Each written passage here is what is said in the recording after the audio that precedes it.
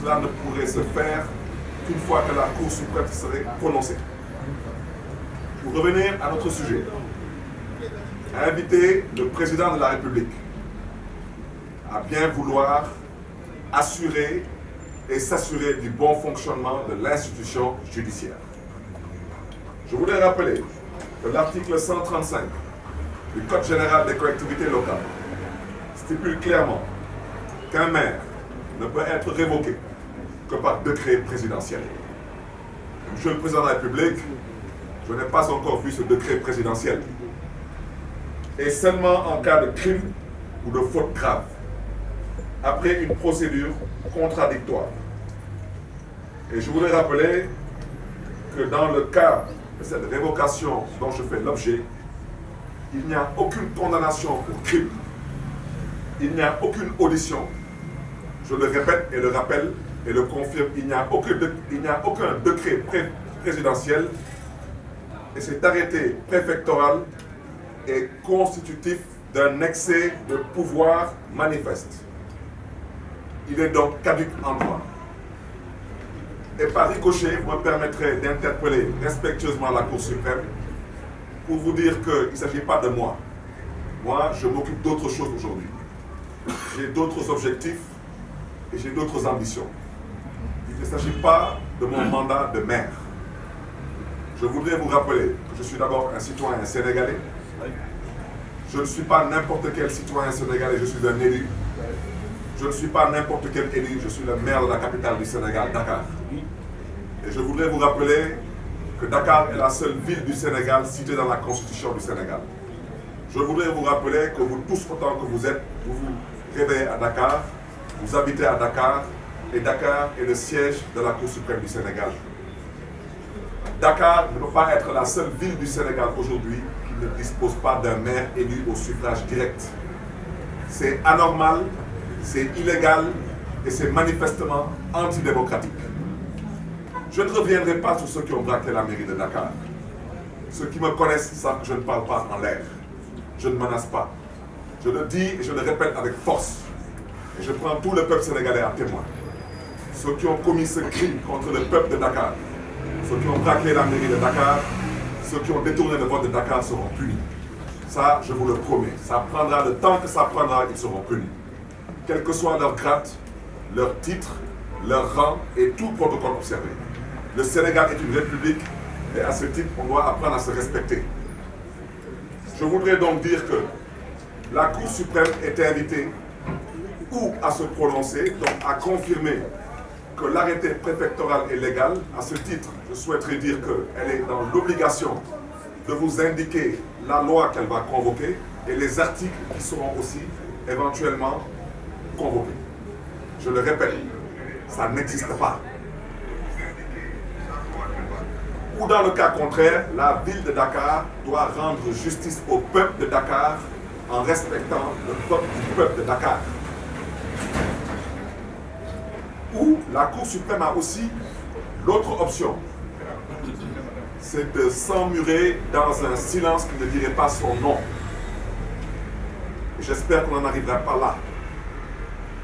À ce titre, j'espère que la justice de notre pays, que le président Bassirou Diomaye Diakhar Faye a dit être libéré, ne sera pas une justice coupable d'un déni de justice. C'est mon intime conviction. Pour ne pas être long, vous me permettrez de terminer sur un deuxième élément. C'est un élément relatif aux atteintes graves à la liberté d'expression. Rappelez à ce titre que le Sénégal est un état de droit. Pour ceux qui l'ont oublié. Rappelez aujourd'hui qu'il y a quasiment une bonne vingtaine de détenus politiques, pour ne pas dire d'otages politiques, qui doivent être libérés. Et dans les jours à venir, nous travaillerons à cela parce que je reste convaincu qu'il y a une nécessité de mettre en place une vaste coalition d'acteurs politiques, de la société civile, et je rappelle que cette société civile n'est pas constituée de fumier, et surtout d'activistes et de lanceurs d'alerte. Il est temps de se mobiliser, il est temps de manifester, il est temps de faire face ceux qui ont des penchants qui relèvent d'une pensée dictatoriale comprennent définitivement qu'ils n'impressionnent personne dans ce pays, pour ne pas dire qu'ils font pitié, et qu'ils ont intérêt à revenir à la raison. Parce que ce qui se passe, nous ne l'accepterons plus. Mes pensées vont vers mon frère Hassan Diouf, vers Abdoul Nguer, vers Badara Gadiaga, vers Moustapha Diakhaté, vers Ablaye Ndiaye, entre autres. Mais à ce stade, je souhaiterais interpeller Reporters sans frontières.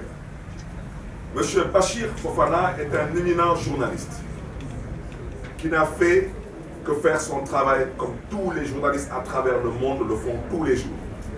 C'est d'informer juste et vrai. Et éventuellement, de nous faire part de sa pensée. Et voici les raisons pour lesquelles M. Bachir Fofana se trouve actuellement en prison. À travers M. Bachir Fofana, on cherche à museler une presse libre et indépendante. J'invite à ce titre Reporters sans frontières à prendre ses dispositions et ses responsabilités.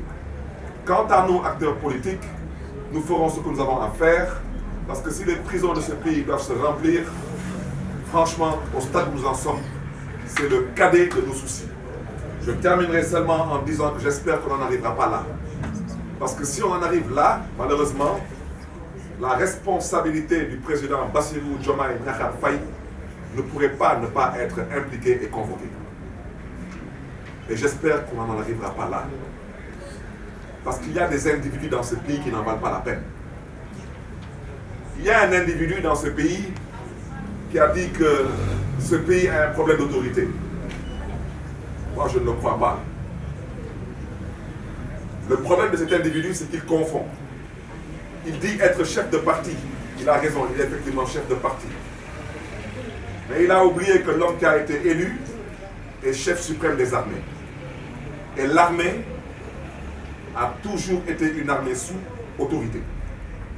Donc à la limite, c'est une insulte grave à l'armée et à l'intelligence des Sénégalais. Mais ça, nous en reviendrons prochainement. Alors ce monsieur dit que le problème de ce pays, c'est qu'on doit lui laisser le soin de gouverner. Un chef du gouvernement, il gouverne. C'est comme il ne comprend pas le français, il a voulu vous dire qu'il avait souhaité qu'on lui laisse le soin de présider. Mais un président, c'est fait pour présider, mais un président, il est élu. Et lui, il est nommé. Donc je vous remercie une fois de plus pour votre aimable attention, en vous souhaitant une excellente fin de journée et une très bonne continuation. Merci à vous. Merci.